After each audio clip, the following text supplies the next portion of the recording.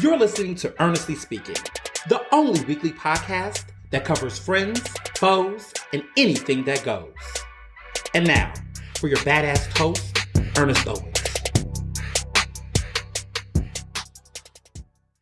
And we're back for another edition of Ernestly Speaking with your host, Ernest Owens, myself. So, I just have to say that I love you all for listening to this podcast and for just going through this journey with me. It's been an incredible summer, full of surprises, full of madness and joy and excellence and all of that. And it's just gets better. You know, every week when I get the chance to get on the mic, sometimes 2 times, like this week I had a bonus episode, right? I always just am super excited because I feel like even though I'm like normally by myself remotely in my little in-home studio doing this show, I feel like I'm talking to thousands of people who are listening every week. And the way that you all have shown up and showed out this week, we're back. We've cracked through the top 100 again, and we're shooting up. We're climbing up the charts on news commentary. All of you all are just listening, and the numbers are just going up, and the views, and it's always exciting to see that momentum. And so many of you all have been subscribing. So to all of you new subscribers this week, hi, welcome. And I just can't begin to continue to just thank you all for continuing to rock with this show. We're now, we've done over 30 episodes now, and it's just, each week it just feels like another shot to just do even more and just bring it. So I'm just happy that you all are rocking with me. This is super exciting.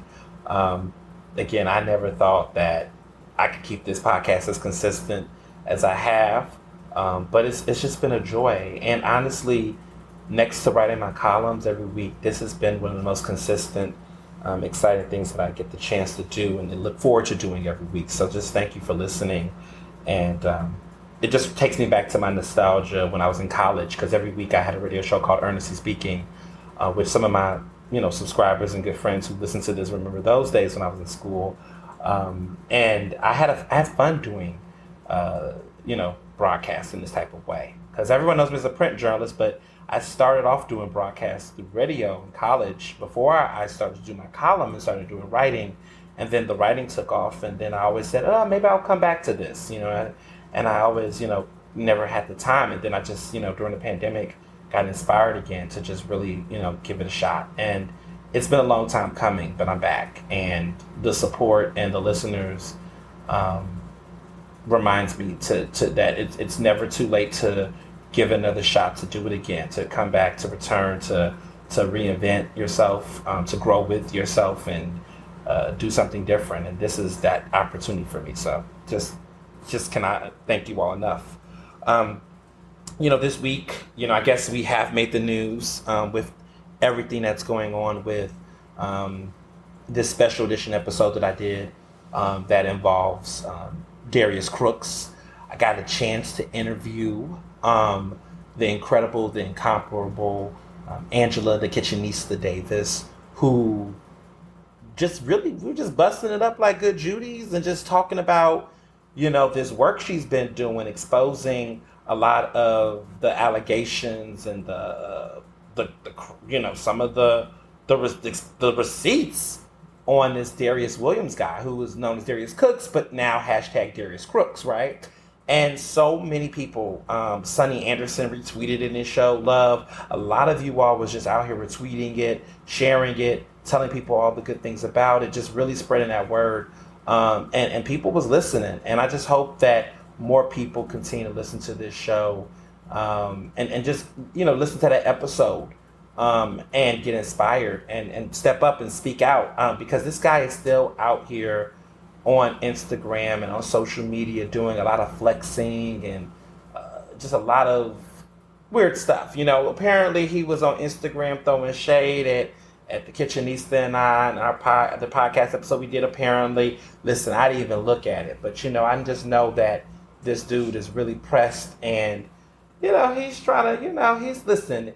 Y'all heard the episode. I mean, when somebody is headed downward, pride comes before the fall, and that's really what's happening here. He is in a position where he is recognizing that the momentum is coming, and so he's doing everything in his power to try to deflect and make it seem like he's still doing it. But listen, every week, more and more stories are coming out. More and more people are stepping up. That hashtag has a life of its own. And it was just great to get a chance to talk to the Kitchenista. And to be clear, she was the first, major special guest I've had on my show.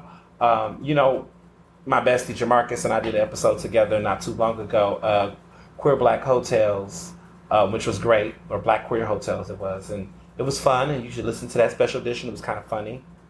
But, for a interview like situation, the Kitchenista was the first. And a lot of people have always said, you should have this person, you should do this, you should.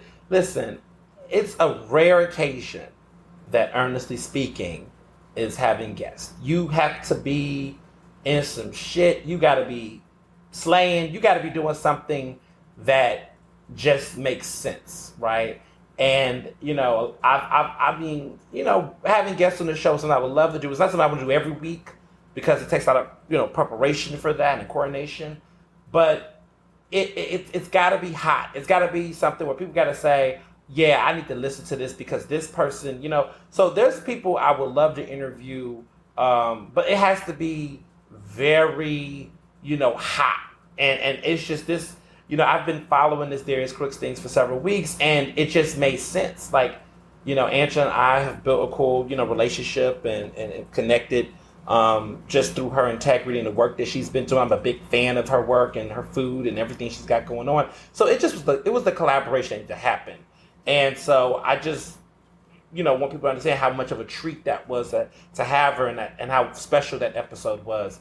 But guests are very rare, but when they come, it's unexpected. That was a digital drop. No one saw it coming. Background, we literally got in the DMs on Twitter. Like, I want to say the night before that interview, I was like, she says like, I love to talk and we should, do a show. I would wish for that to happen. I was like, DM, like, look, when you free tomorrow, let's do it. And we did it and, did the interview and uploaded just like that on Apple and all the other streaming platforms. So it was just something that just was meant to be. And that interview has taken off, broke first 1 day listens ever. Both of the days this podcast went live has broken my all-time first listen records of all time. Like, all time. Like, out the window, out the roof, and has taken this podcast up on the charts, and is continuing to do it. And so I just can't thank, the listeners. I can't thank her followers and her fans and just everybody who's just been sharing this and listening to it and continuing to just spread the word and awareness about this. So I just wanted to just put that out there. So it's been fun seeing so many people message me, show me love about this wedding. And it's been just a joy to be able to sometimes meet people in person. And that recently just happened with a good friend of mine named Kelly Mirbot, who I had dinner with her and her husband, Brian, and Barry and I both went and got together. And it was just fabulous. It was a great time. We got this lovely gift by them that had our names on it. And I shared it on Instagram, and it had the lyrics to our wedding song, which is this song by John Legend. Of course, you all know what it is. All of Me, which, people think it's corny, but I think it's a fabulous song. Because one, it's some significance. So the song came out in 2014, which is the year Barry and I met. Well, we became a couple. We met in 2013, but we became official in 2014. John Legend is a Penn alum like the both of us. He spoke at my commencement, which is when I graduated in 2014.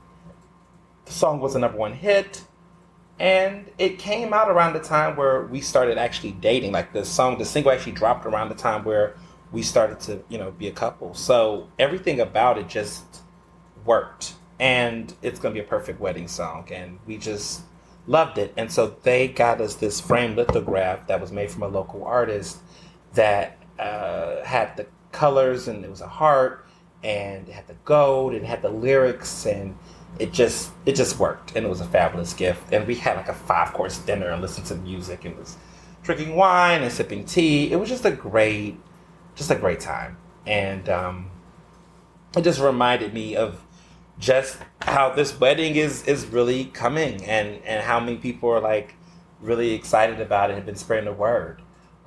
So yeah, wedding is shit is getting real. Like at this phase, we're getting close to 2 months. We're about to get close to the 2 month mark very soon. Oh. And that 2 month mark is no joke, y'all. Y'all know it's no joke. I mean, when you get to talking to the day of coordinators, all the vendors at this point have been paid for the most part. Like everybody's being paid. I mean, now we're just doing like these additions. So like, for example, we're doing a photo shoot, and one of the things that we're doing specifically is getting a limo for the wedding party to our wedding venue. And so they're going to pick us up from the hotel, but it's like we want the whole wedding party to be to go at the same time. And so we're going to get a limo, and the limo was like $500, like 500 some change, just to go from point A to point B. But the thing about it is, it's luxurious, it's pretty, and it's a vehicle that's going to get all of us at the same damn time, and we're going to all be looking good. So it works. At first I was like, a limo, hell no. But honestly, it makes sense because we got people wearing some really nice dresses. I'm definitely going to be dapped down. Like, it's just like we have to, you can't Uber, you cannot Uber for a wedding. So my day of coordinator has been working with me, and Barry's team. Both of us, our people have been like working together to coordinate all this. And so we got day of coordinators to plan everything out the day of, and everything leading up to the big day. And so now at this point, we're giving them, the team, our vendors. The vendors, all the vendors are mostly paid for. So now everybody's got their checks, their money, they're good. So now the vendors are communicating with them now, because all of our demands or plans or requests and stuff has been sent. So now it's just all about execution. So now I get a little bit of a chance to breathe, because I'm a super planner at times, but I think both of us have really worked hard to like really plan out the details in a certain way that the day of coordinator isn't like walking around making guesses, because that can happen too, where they just say, oh, I think they need 20. Okay, let's just do that. And then my stuff get charged to the card, and you're like, hold up, we didn't pay for that. So it's been really important to make sure that we did all of these finalizations up front. And I mean, for people who's been listening to the podcast from the beginning, I guess some of you all have gotten engaged and have told me that this segment of the podcast has been inspirational for you all, because you're like, how do I plan a great wedding? Listen, this is my first time getting married, so I'm just going through the journey. Both of our first times being married, to be clear. So we're just learning as we go, but we've just been doing what makes sense, and making sure we emphasize it's a process, and to take your time. There's no rush. I mean, at least for us, it has not been a rush. I mean, we've planned this wedding since December of 2019, which is when he proposed to me. Christmas Eve, December 24th, 2019. So I want to say after Christmas, after we had the holiday love and all, the Christmas, all that, I think it was December 26th, we was like, okay, how are we going to do this? What do we want? How much is this stuff is going to probably cost? And how are we going to pay for it? And one of the things that we were dead ass about was that we was not going to go into debt for this wedding. We were not going to take out any loans. Okay? No. No. You know, if you're going to take out loans for your education, take out loans, you know, for a house or something, if that's what you want, you know, that's your business. But to take out loans for a wedding, absolutely not. If I got to take out a loan, that means it don't belong.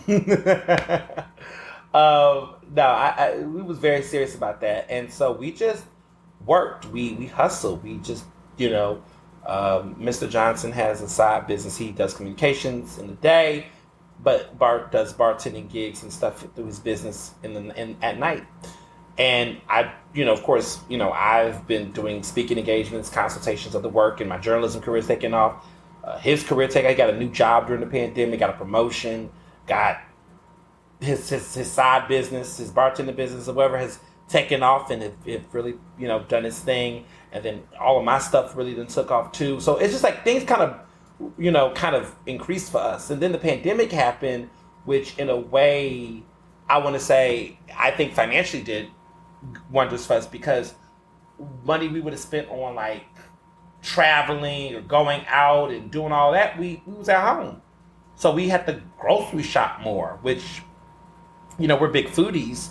So we used to love going out to restaurants like twice a week and stuff. So, you know, that changed everything. All the money on transportation changed because we wasn't, again, I'm always out and about. I'm Ubering everywhere, you know, all that kind of stuff. But that changed. So we saved a lot of money during the pandemic, I would say, from expenses that would have been entertainment, travel, and leisure.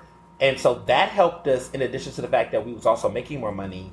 So that was a good situation to be in. I think that got us to the point that really took us to the next level. Because, I mean, the venue got paid off this spring. And once that venue got paid off, I was like, okay, we're going somewhere. We're going places. Because then everything else has started to pick up, you know, the little other details. But don't sleep on those little details, though, okay? Don't sleep on flowers. Like I said in my last, you know, my last episode, flowers are expensive, honey, okay? If you want real flowers and if you want flowers done right, let me be clear. Because you can get flowers for cheap, but you know, you get what you pay for sometimes. So, you know, but don't sleep on them flowers, though, okay? When you are having a big wedding, so epic, you know, then you got to consider a day of coordinator. So we have to get day of coordinators and stuff. So that costs. And then, you know, other little things. So stuff do pick up on the side. Like, even though I'm saying like the venue was the big thing, the venue with the catering, you know, that was the big thing. But once we got that done, the other stuff was a little bit easier. But you still gotta, you know, hit them deposits and make sure you take care of that too. So we're at a place now where pretty much the wedding is paid off. I mean, honestly, we're just doing silly stuff now. Like, the saddle dinner's done, but like, we're now doing a wedding brunch. Like, after the wedding, we're doing a brunch with the whole party. We're doing this limo now. Like, we're just doing some shit. We're just, you know, this is that. I mean, it's fun though. It's like now we're just doing, I want to say stupid shit. It's just stuff that's just like, you know, it's the cherry on the cake. It's extra whipped cream. It's the extra sprinkles. It's you don't really got to do this, but since you got some time and you got a little bit of wiggle room, go ahead and do that, you know. So at this point, we're at the let's make some additional memories phase of this wedding, and that's fun. So, you know, I mean, we're only going to have one, all right? I'm only getting married once. I ain't playing. This one is for life. So it's been interesting. It's been a journey. It's been fun. It's just been fun planning, because it's the one thing, I think with weddings, it's the one thing where it's a real test of commitment and fun, but also just getting to know each other on a deeper level. Like, wedding planning with your partner is a different odyssey and journey within itself. You can't, you know, I mean, some people pay people to do it, or, you know, I think because we're both guys, we both give a fuck. Like, not to say that in cishet relationships the man doesn't give a fuck or the woman doesn't give a fuck. Like, I'm not saying that at all. I'm saying that, well, let me just say, I've seen some weddings and you could just tell that one person had their hand in it more than the other. I will say with this wedding, you would be surprised. Okay, people think because I'm the more, I mean, we're both got flavor. I mean, because I guess I'm the more known, right? I'm more flashy. I guess I'm all out there more. That this is an Ernest wedding, but au contraire, my friend. There are certain aspects of this wedding and details that if you will see it, you will. It is definitely it's definitely not it's not an Ernest idea. Not to say that it's not a good idea. Let me be clear. It's just it wasn't. There's things that I just would have not thought of, and things that he thought of, and I was like, whoa, whoa, whoa, whoa, whoa. Like, okay, for example, what we're wearing, all of that was him. He did all of those details. Food, we both cherry picked what we thought that menu should look like. And it worked out. It worked out. It was good. I'm not angry about anything. Everything is fabulous, but it's just when you're planning a wedding with your partner through the process, it's definitely, give and take. We agreed on the colors together, which was an experience too. Like this, the whole colors. What else? Flowers. What type of flowers? Little details. Like it's just it's we both have our hand in this wedding, as we should. But I sometimes feel like cishet weddings, there's always this genderedness to it. It's like, oh, it's the woman's big day, and the man just gets wild. And I don't know. We're not those people. Not that there's anything wrong with those people. It's just that we're just not those people. To each their own. I just was like, I'll be damned if I'm like the only person doing all of the work, planning every single detail. Like, I'm not marrying my fucking self. The fuck? Like, I'm not marrying myself. And I wouldn't want it to just be all me. I would like to see, I guess, the person I'm in love with have a stake and have a part in it. So we both did that. I think that's the thing. It's like it's a collective activity. We both, tag team to make this work. And that was something that was really important to me. I guess what else I can say is, just communicate with people. Just talk to people. Just communicate with your party. Know your party. Know your wedding party. Let me just say that. Ooh. Let me just say that. Know your wedding party. Have those. Make sure those relationships are tight. Make sure those relationships are strong. Get people that know you and know you well. And I've been very blessed to have a team that do, because I used to hear horror stories from friends who've been married in the past, and the stories they told me about their wedding parties. Woo! Listen, just couldn't be me. So that's the wedding update. Just getting it done now. We just we getting close to that 2-month mark. 2 months away. It's getting real, y'all. It's getting serious. And then that thought about it's getting serious. It's getting serious coronavirus. Okay, let me just say this before I get into this. I was right on the vaccinations conversation. A lot of people was pushing me on my theory, which I had last week. And I think my theory is so far been spot on.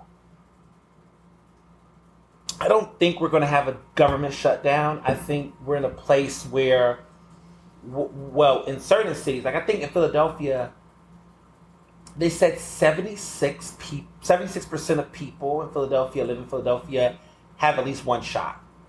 So what that means to me is that folks are not opposed. They said something like 10% of people were, 10% of people are strongly opposed to the vaccine, which is really good. Like 10% of people, first of all, more people should not be opposed, but it's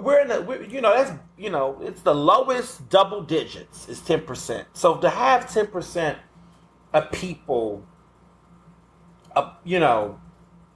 opposed, that's not bad.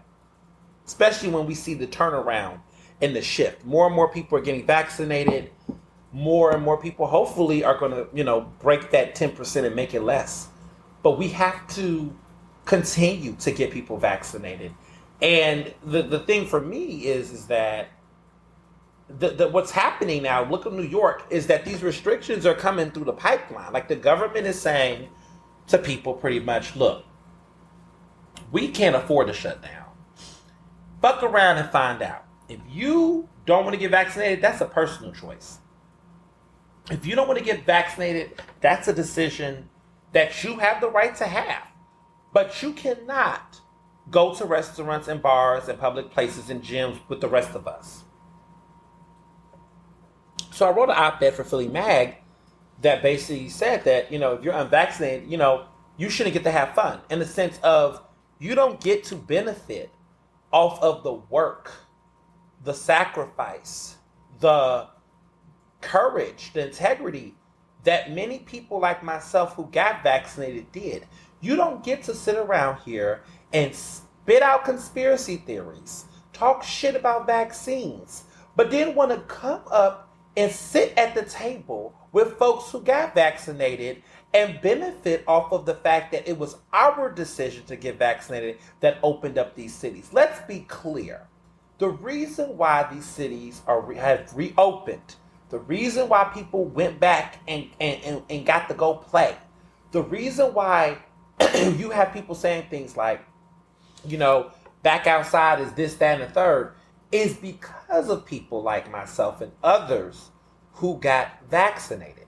So now you have a group of people who are so critical about their hesitancy, but they're saying that while going into a restaurant indoors with a bunch of people who are fully vaxxed that are now living their best lives. And they're sitting around here, saying, I don't know about this vaccine, but you're outside of your house because of the vaccine.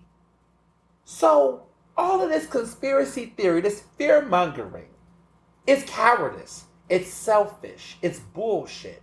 And the problem is that nobody is really giving it to these people this way. So if you're listening to this podcast and you know people that are unvaccinated that's giving you all of this bullshit, explain to them that the reason why they're even going on planes and traveling right now is because of folks getting vaccinated. And the fact that they want to raise their nose and act like it's not good enough for them or something that they cannot do, explain to them that other people got a shot so that you can walk around here and act like you're hot. Because none of this could even happen without vaccinations. So how are you an anti-vaxxer, but you're benefiting off of a society that is majority vaccinated in this country? Vaccinations is why your ass can be able to walk around here. But at the end of the day, these variants are not a joke.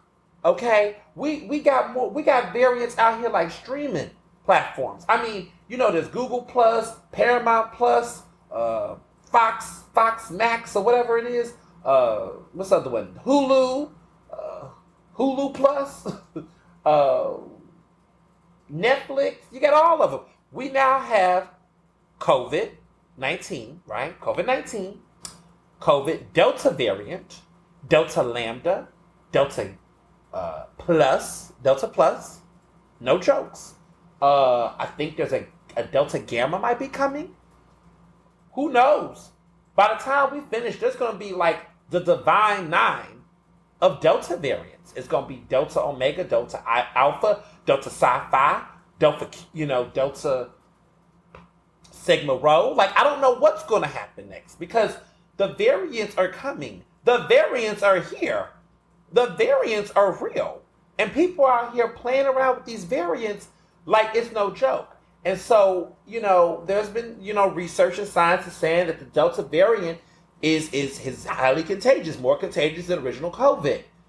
But what we're still finding, though, right, is that vaccination, right, being fully vaccinated, prevents you from getting extremely sick and potentially dying from COVID. The likelihood of death and extreme hospitalization is super low if you get fully vaccinated compared to if you're not. And so to the people out here talking about, well, I heard that the variant is impermanent through the vaccine. Well, let me be very clear with you. Vaccinations do not cure people from things. So if you thought you was Teflon Don by getting the vaccine, that wasn't true. That was never true. Like, let's be very clear. Getting vaccinated, being fully vaccinated, does not prevent you from getting COVID. What it does is that if you get COVID, if you get the variant, if that happens to you, the likelihood of you getting extremely sick and going to the hospital and having, loss of scent and taste and having all of those issues, that gets extremely reduced because these vaccines are highly effective. Many of them are over 90% effective. So, like, getting vaccinated is the answer.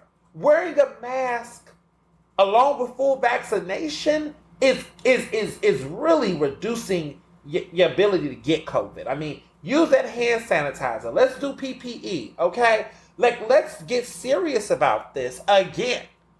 And so when I hear people that are very critical about the vaccine, when I hear people that's just really continuing to push dumbass science, fucked up science, not even science. There's people just like, oh, well, somebody I know got vaccinated and they died. Shut up. Shut up. Shut up. Shut up. Like, I cannot take it. Because for every outlier that you're claiming is true based on some hooky pooky shit that isn't validated, I promise you, I can give you over 600,000 names of people who have died from COVID. So shut up. Your percentages of people who you're claiming died from the vaccine, allegedly, people who may have died, right? There have been some reported cases, but you can count on your fingers how many cases of that compared to how many have died without it. There's nothing in this life that's 100%. And so for people who would rather roll the dice and increase the likelihood of getting COVID and potentially the high probability of you getting, major sicknesses is higher than your likelihood of getting a vaccination and dying from it. Like, people, stop it. Fucking enough. And I really have to say that because I am so sick of hearing this shit. It's annoying. And you have a lot of people playing, but people are dying. There was an actor, Jay King, I believe his name is, but he was a famous actor. Black actor. He played Spawn, I believe, in an old film. There's a movie called Spawn. He played in that, but he also was known. If you saw this Tyler Perry movie, which, Why Did I Get Married? He was the really, really hot husband who's like, he does martial arts, but he was the husband who was, I think the woman, her name in the character was Keisha and Why Did I Get Married? And she was the one who was just, used to go after him and stuff. And she was the crazy girlfriend and the crazy wife that was cheating on him too at the end. And she revealed to him and all of that drama. Not Malik Yorba and Janet Jackson, but the other crazy couple. They were together. Well, his son at 38 years old passed away from COVID. 38 and passed away from COVID. So this is no joke. Right, 30 is a very young age. I'm 29.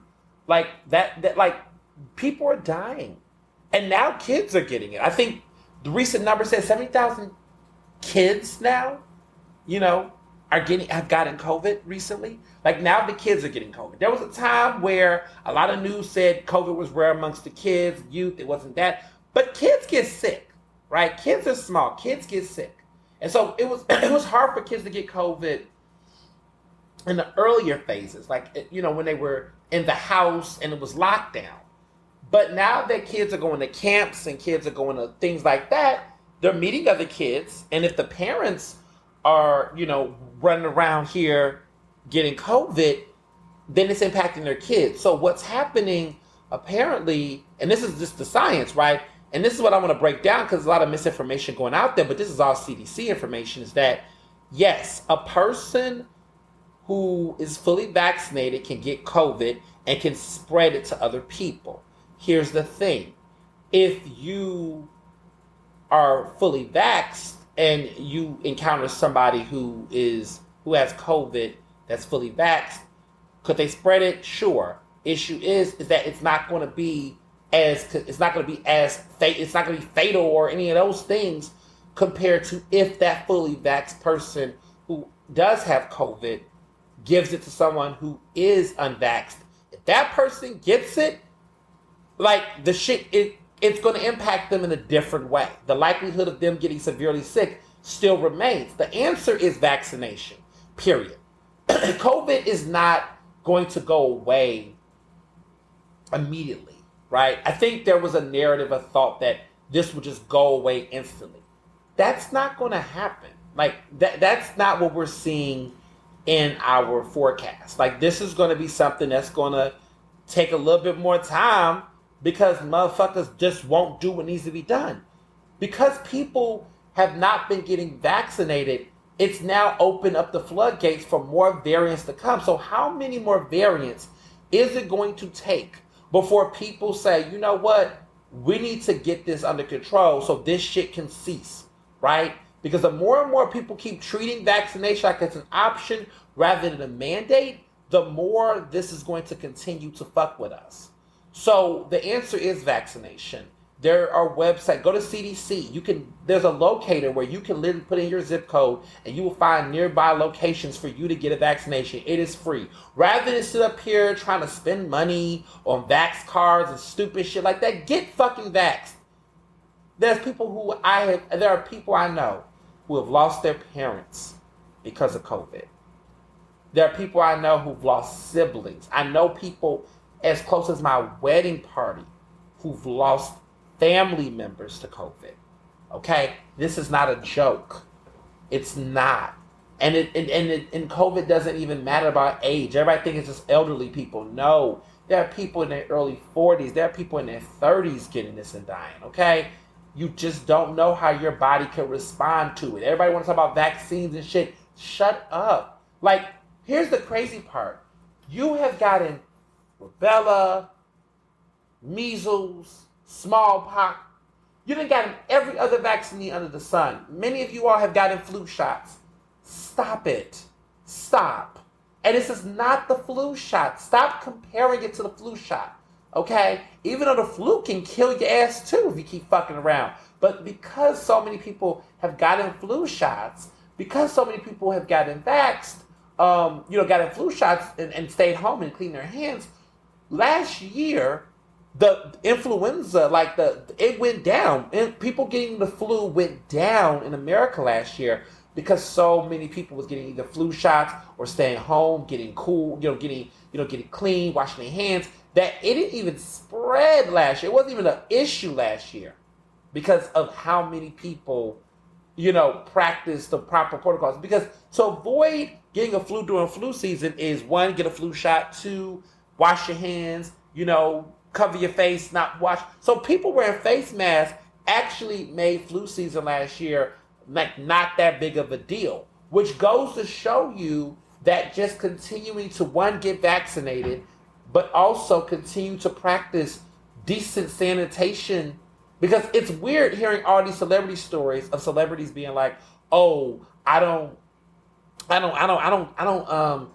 wash my kids unless they stink." I think I heard one of the people saying Ashton Kutcher and Mila Kunis talked about some, unless there's dirt they wash. I was like, I don't know what y'all doing, but this ain't helping with the vaccinations, honey. This ain't helping to prevent COVID. You need to be washing your hands. You need to be washing your ass. And whether it was COVID or no COVID, you need to be doing it anyway. But the fact that there are people who are so hell-bent on trying to make these declarations, it's killing us. So I wrote a piece for Philly Mag talking about this. The link is in my bio. If you go on my page, you can catch up on my articles, read my stuff. It's all there in the link in the bio on my Instagram and Linktree. But I've wrote about this since that we need to clamp down on this shit. There are some places already in Philadelphia has been doing it. New York is already being like, listen, vaccination verification is here, baby. You need to be fully vaxxed or you cannot play. There's a restaurant called Irwin's upstairs, which is a fabulous restaurant that I love. I just love their food. They're just tremendous. They have just been stepped up and was like, look, if you are not fully vaxxed, their employees, everybody's fully vaxxed. You cannot go to the restaurant. You want to cancel reservation? Sure, Jan, go ahead, cancel reservation. We'll make sure you get refunded, but you cannot come up in here. They're not playing. They say, listen, there's things more important than money, and that's their employees and the safety of the employees. These essential workers had to brave going back into these streets and dealing with you dirty ass motherfuckers, like in grocery stores and in some of these restaurants before there was a vaccine. And some of those people like do not deserve to have to re-risk their life again. Like, this shit is real. A lot of essential workers were at risk, okay? Was at risk during the pandemic trying to serve you, some of you heathens that don't want to get vaccinated because you want to make some political statement. But see, the cowardice is the fact that what happened to standing in your fucking truth? You know, as a black person, as a black queer person, you know, living in America, I know that being who I am and speaking truth to power means that there's just certain things that I'm not going to get, right? I'm not going to be able to get to enjoy a day without some racist idiot or some homophobic bigot emailing me or in my DM saying some stupid shit. The choice becomes, do I stay silent for a couple of cowards or you know, or do I say, you know what? If I got to just practice the art of blocking people every day so that I can be able to be myself and say what I need to say, so be it. Then at the end of the day, if you are the kind of person where you feel like you know you want to make these sacrifices to your health and whatever your sanity is, then if you don't want to get vaxxed, then stand in that truth and don't participate. Don't go to these restaurants. Stay your ass home. Don't fuck with the vaccinated folks. If that's what the truth you want. But see, that's not. Because you want to still be up in the space. See, you're inconsistent. You don't even believe in your own logic. If you don't believe in vaccinations, why are you supporting businesses with fully vaccinated staff? Why are you supporting businesses that is vaxxed owned and operated, right? Why are you supporting people that's vaccinated there if you don't support the vaccine? I'm confused.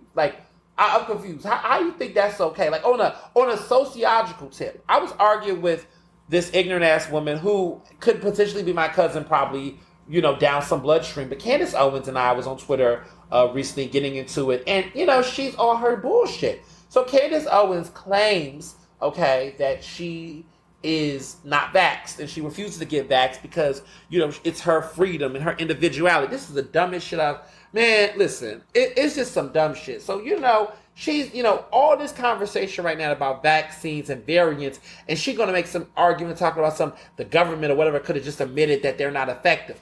I'm sorry, what are you saying, you dumbass? I had to hit up Twitter. I was like, yo, Twitter, what is going on? Why y'all got this stupid ass girl? And I said stupid ass girl. I did. I said it.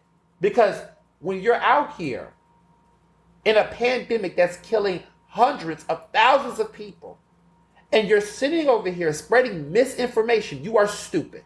You are stupid. And we got to get to a point, progressives, people with common sense, that you got to meet these dumbasses where they're at sometimes. You cannot sit up here and waver to ignorance. And so I just could not let this woman get up here on Twitter and sit up here and say something like that. To suggest that because there are more variants, that somehow vaccines are not effective. Vaccines are the reason that many people will avoid dying, getting sick because of these variants. It's unvaccinated people like you, Candace Owens, that should be scared as fuck right now. And for you to have this large, massive following and continue to treat this like a partisan issue, honey, when Lindsey Graham, who was fully vaxxed, got COVID, is living and breathing and being okay because he was vaxxed. Because he even admits that had he not been vaxxed, he would have known what the outcome is. You got Sean Hannity, okay, on Fox News. Your good Judy Tommy Lauren and all these other folks. But you got Sean Hannity out here fully vaxxed, telling people to get vaccinated on his air. So, you know, Trump vaxxed, got antibodies, got all of that. All of these conservatives that's talking this shit, okay, about being vaxxed, are vaxxed. And your good friend Marjorie Green, whomever, when asked was she vaxxed, she gonna try to say, it's against HIPAA to ask me, but are you vaxxed though? Because if you wasn't, be a patriot, be proud. Wear it on your chest that you're not vaxxed. Say it with your heart, your chest out.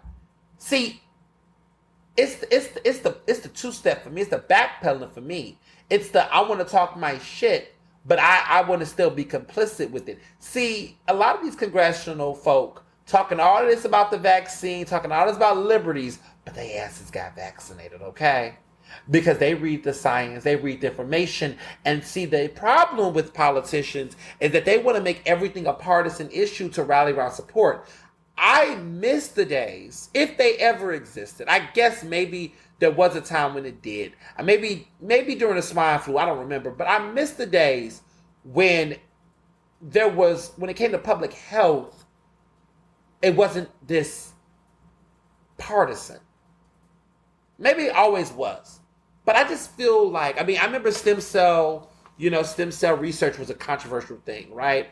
But I just felt like there was a time where some things was not considered a partisan issue, right? Like I don't know, I don't understand how in the middle of a pandemic, you got Republicans acting like Operation Warp Speed by Trump. You got them saying, oh, this is because of Trump. They're giving credit to Trump for it. But then Trump's followers are like, fuck the vaccine. I'm confused. Either y'all giving Trump credit for the vaccine which doesn't make any sense, but either y'all giving Trump the credit for the vaccine rollout and getting vaxxed, or are you all going to continue to make it seem like the vaccine is all Democrats, which then means you all are against what's saving this country right now? I'm just trying to figure out the logic. It just doesn't make any sense to me anymore with what these conservatives are saying. I just think at this point, people like Candace is just talking out the side of her mouth because she needs to stay relevant as much as she can. And maybe even talking about my podcast right now is keeping her relevant, but let me be very clear about relevancy. If I'm going to fact check somebody for misinformation, then by all means, that is important to me more than anything else, because what we can't let is ignorance and lies and misinformation like that go unchecked. And I just think too often we think silence is the answer, but sometimes silence is violence. Sometimes you have to say something. There was some anti-vaxxers under the Instagram post when Philly Mag posted a quote from my op-ed that really did well this week online. And normally I don't comment. I don't get in the comments. But when you're tagging me, it's like you want the smoke. It's like you want me to say something. And in some cases I didn't say something. I was being called, a communist, a Nazi. Like, what?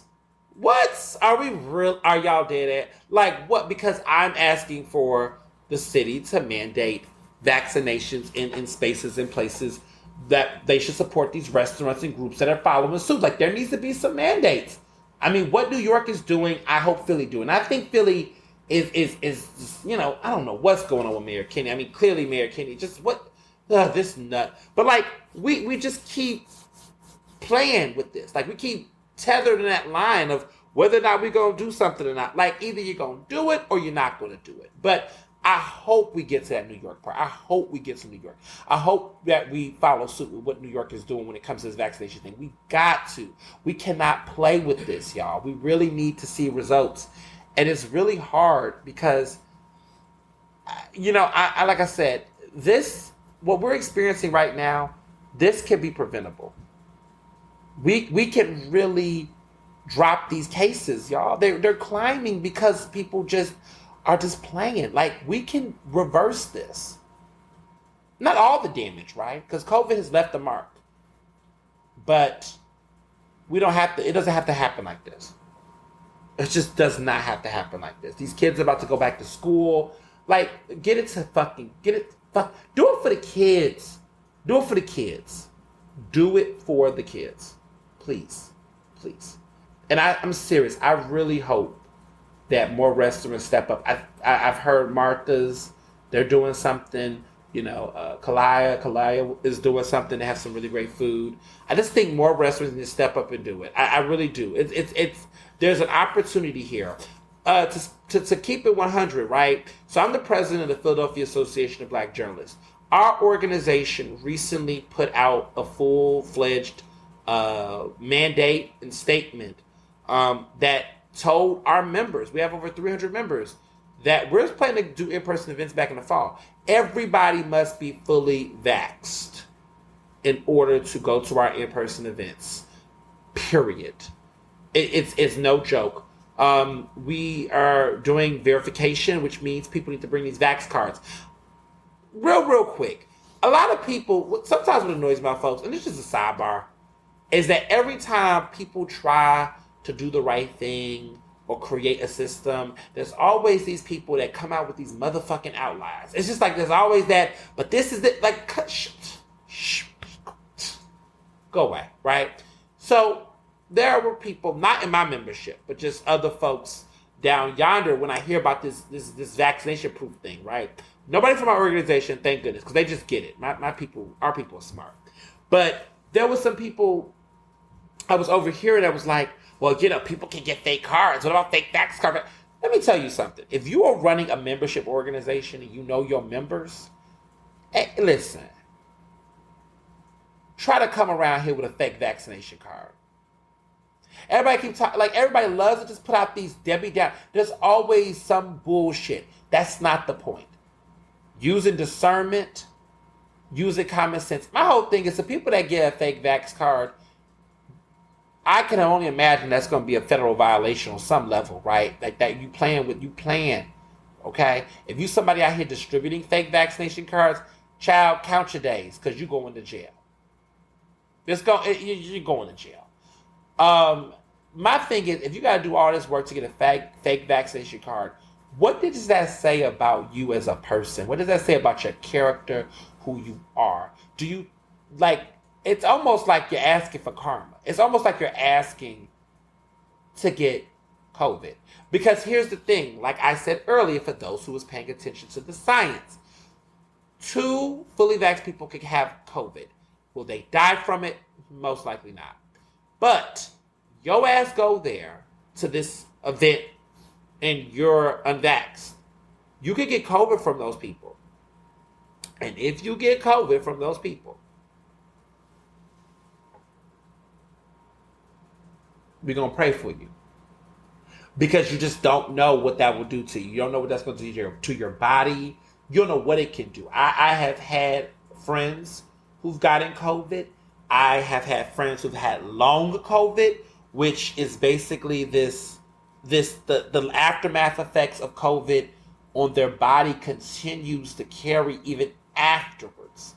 I mean, body aches, sores, loss of memory. These side effects are real. Okay, I know somebody who lost their taste for several weeks. Their senses were off, and they didn't know if it was going to come back. Like, this shit is real.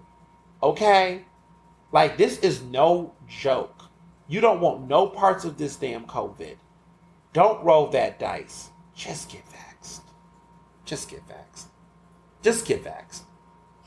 I say this, y'all. I hope somebody listening to this podcast. There's people who listen to our previous podcast episodes that said that they felt that peer pressure to go ahead and do it.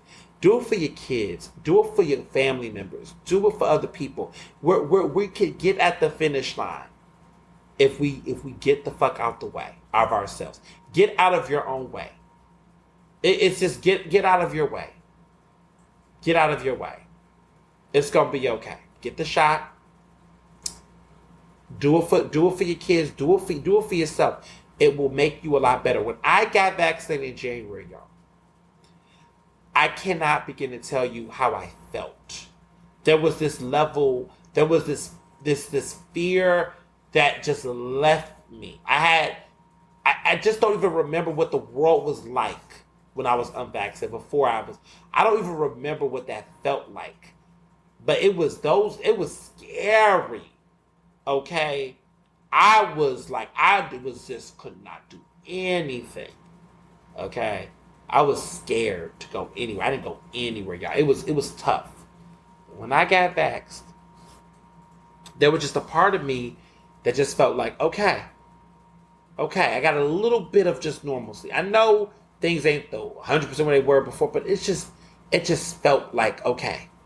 all right, this part of my life, this burden, this weight that was like on me, it felt lifted. I still gotta mask up, which I'm gonna do. Okay, I was slipping a little bit a couple weeks ago. I thought things was getting clearly not. Mask is with me. Okay, ain't gonna leave me. Hands washed, clean, everything. I'm just not playing. But you just gotta do it. All that bullshit about people out here talking about what's that shit? Sea moss and crap. Where you get this information from? You're more quick to read junk science about shit rather than actually do what the fuck you need to do to save yourself. What is wrong with people? People be, sea moss this, and I do this, I do these tablets, I got this. Like, stop that. Like, that is so, I cannot tell y'all how many people I hear telling me all kind of bullshit about supplements and things they taking. Like, that's not going to prevent you from getting COVID. And if COVID gets in your body, they're going to say, fuck vitamin E, fuck all this other shit. Okay? Stop playing. Get vaccinated and move on. Period. That's all. All right. I just felt that. Listen, send it to your friends, pause this part, send it to them. I just felt that. I had to get that out. That was cathartic for me. Because so much has happened over the past year and continue to happen for us to still be out here treating this shit like it's an option. So speaking of other contagious things and other variants, the variant known as Sean King, he's out here again, y'all. Talcum X, y'all. Thurgood Partial. Ken Griffey Jr. He's back. This time it's crazy. So, there's been buzz around Sean King's house. Sean King has a house. Well, his wife has a house in her name, apparently, for over $800,000. 5-bedroom house, apparently, or bigger than that, I believe. Got a big old house, living large. Okay. Well, a lot of people are, of course, talking about it, feeling some type of way. And, I talked a little bit about this on the special edition episode, but a lot of people are feeling some type of way about this situation. And the thing for me is that, what can be said about Sean King at this point that hasn't been said? But I think that we're witnessing the beginning of the end. And the way that his public image has been, we're witnessing, I believe, the end of the golden era of Sean King. I think that now it's just going to be uglier from here. Because the news is not redeeming him at this point. I don't know. I think it's starting to hit, y'all. I think people are starting to be like, okay, right? I feel like people are starting to wake the fuck up. I could be wrong. I'm not always right. But I do think that there is something different now. I think he's become a running joke. And I think the running joke is hitting within progressive spaces. There's always going to be those sycophants, those cult followers. But there's something different about Sean King. And his whole, even his movement, right? He has not gotten his ass back on Twitter. And I don't think he is. His Twitter activity has been completely weird. And I've been talking about that in previous episodes. But his Twitter activity has been very weird. He's been very on and off. He's only dealing with Facebook, but that's because he's been able to curate how his Facebook messages are going out and things. His Instagram is now private. It's only for his followers. It's been interesting. He's been cutting off a lot of folks and really zooming in, which lets me know that the movement, y'all, the movement to deplatform or really reduce the visibility or the outreach of Sean King is magnifying. It's getting valid, because when you're out here doing what you're doing, you can talk your shit free, right? But something is going on, and it's I think what people have to understand is, so the critique about the house, I mean, I'm not surprised the man got an $800,000 house. I'm not surprised about none of the things he got going on, because people are trying to understand. Let's be clear. Having a house, whatever, right?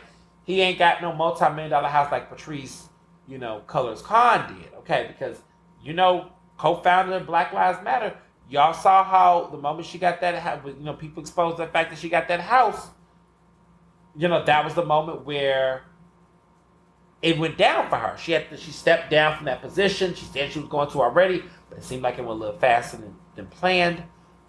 She has just kind of dissolved. She doesn't really want to be in the public eye. She's really, really, really have fallen back. And it's interesting because, Black Lives Matter definitely has resurged in its relevance and the conversation. I mean, it's always been in the conversation over the past, nearly 10 years. But it seems like, with everything with George Floyd, that Black Lives Matter was really we talking next level. But this situation happened, and I think definitely has dampened a lot of attention. And there's been a lot of people who've, asked me what I think about all of that. And there's been conversations about Black Lives Matter funding. Look, I stand and listen to the local organizers. Those are the people that's on the ground doing that work. Those are the people that are sacrificing their lives without media, without speaking engagements, without book deals, without any of the things that many public-facing people, either earn or grift, right? Either or. Like, I earned mine. Some people have grifted theirs, right? But that just goes to show you that I'm going to always listen to them. Because as a journalist, it's the grassroots organizers, it's the local folks that are in these communities that I listen to, that I get my insight from, because they're seeing it in real time. And so if you get these groups, these local groups that are coming out publicly and saying things like, this person came through our town, took our money and left us astray, I'm going to have to give that a little bit more attention, because it's something about, Black people ain't just gathering up lying on folks. They're just not.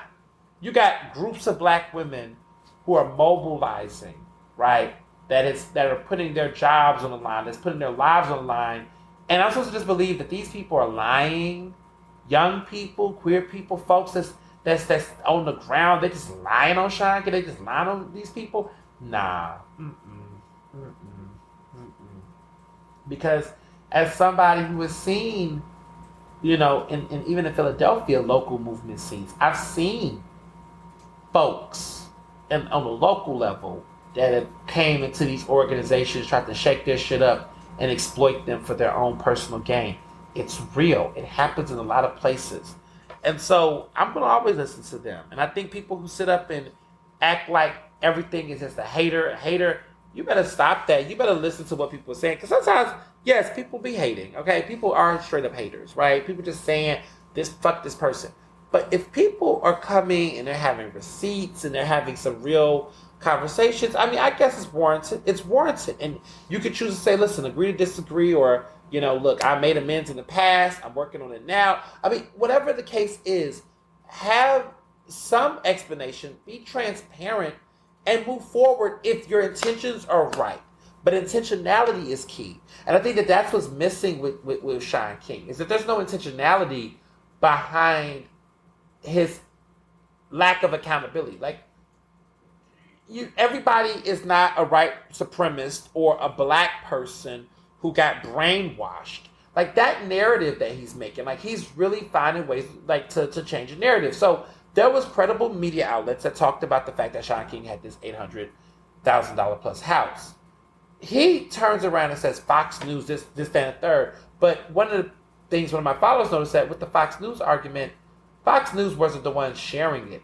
What happened was they aggregated it from a legit publication. And so a lot of these TV stations, groups have these co-partnerships with other media companies. And so the aggregates will share something from one site to their site to boost views and all that. So there's always that cross-promotion. But this was not an original story by Fox. Other publications have already put this out there before Fox News jumped on it. But Shaun King doesn't care, because Shaun King can say Fox News, and then his followers be like, oh my God, nothing they say is true, which, Fox News is messy and they ain't be lying. Okay, we know this. But that being said, this is not a Fox News thing. Like when I remember when Patrice, Colors Khan had, from Black Lives Matter, was saying that she was under attack by white supremacists and right wing people. Yes, there were some of those people that did say things, but she dismisses the fact that there was some real legitimate black grassroots organizers that were also questioning the money and questioning what she did with it. And as a black person, that has been on Twitter, that is in, these local areas, who do communicate with local national organizers and folks that do this work, my understanding of the conversation about Shaun King being a grifter came from people in the community that had experienced the shit that he's done. And let me be clear, some of these people have went forward, have shared their stories, have written articles, have co-authored letters. Like, these people are very public about it. And what happens is that people just dismiss it. People ignore it. People, just kind of just give it, don't care. Because a lot of times when it's a majority of black women being the ones leading the critique, then no one listens to what black women have to say. They get dismissed. And even queer people too, right? They, our stories are not given the same level of consideration and respect as a lot of our cishet folk. And, that's just the bias. That's the bias. That's the double standard. And we gotta, I've always been saying for the longest that needs to change, and it needs to change. But the problem is that we just are caught up in a code of celebrity that makes it hard for people to want to get real about this shit, right? Because there's an element of like looking at people like Shaun King, where how did Shaun King stay at the top so long? He stayed at the top so long because a lot of people treat activism as a goal rather than a mission. And what I mean by that is it's a personal goal, an aspiration to make money or something, rather than a mission to focus on abolishing something, to focus on, to evolving, to changing the course. Like there's a different type of conversation happening. And so for Shaun King, this has become a way to brand himself to make money. And, people want to say it's a matter of opinion. We've gotten past we have to get better as a community to realize that not a thorny ass bush with a couple of rose petals is not worth the sting. There's some people that will say, well, Tyler Perry gave people some jobs. Sure, yes, people got jobs.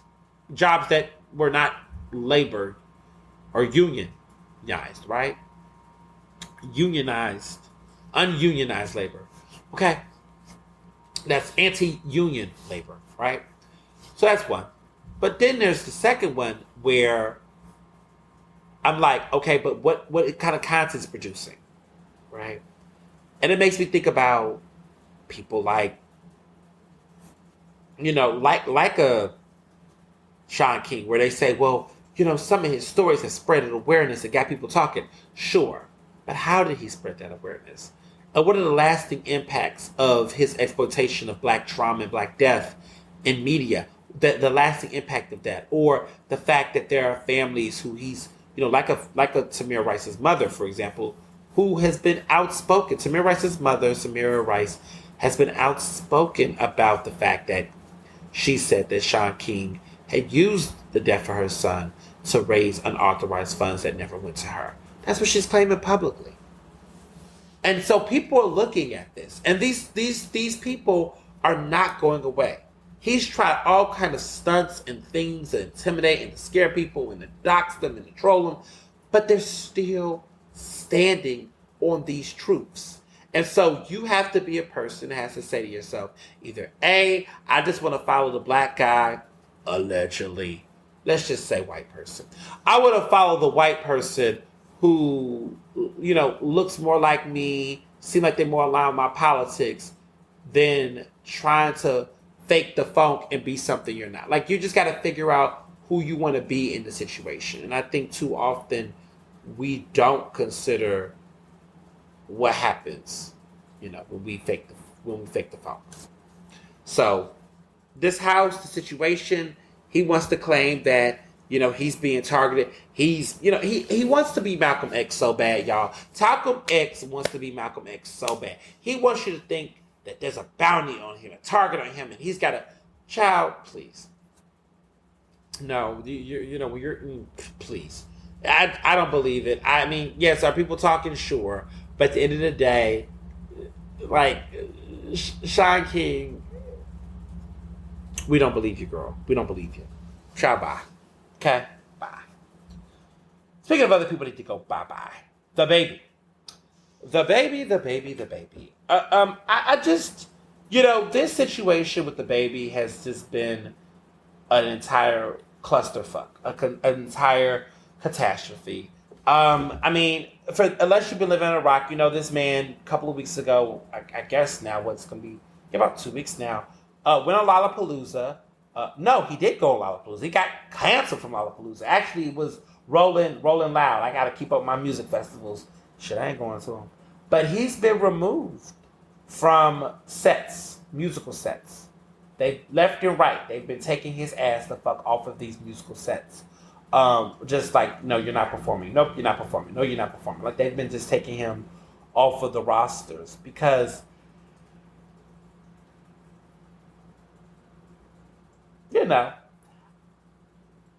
I went viral for a thread on Twitter this week talking about some of what's been going on. And let me just be very clear. After his homophobic remarks and the stuff he's been saying has been completely, ignorant, HIV phobic, just all the bullshit he's been saying, right? I want to be clear that these were not just homophobic remarks. They were also remarks that furthered the stigmatization of people that have been living with HIV. A lot of misinformation and ignorance that has continued to, impact the livelihood, right? Because when people think it's okay to make jokes like that or to spread misinformation like that, that goes into people's psyche and becomes further abuse. Because we see that, right? We think about the jokes that people make. Like that song Ocho Cinco, Give Me Head, Ocho Cinco, was a reference to what happened to Evelyn Lozado from Basketball Wives.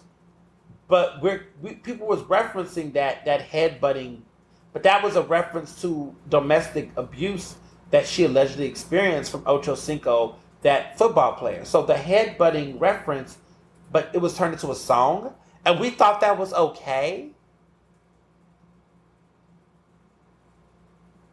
Like, we took a reference that was basically built on a headbutting domestic abuse experience that a black woman felt, and we turned it into a song. And y'all think French Montana, child. This is what I'm saying. Like, that became a running reference that continued to mock a situation that was a serious ass experience.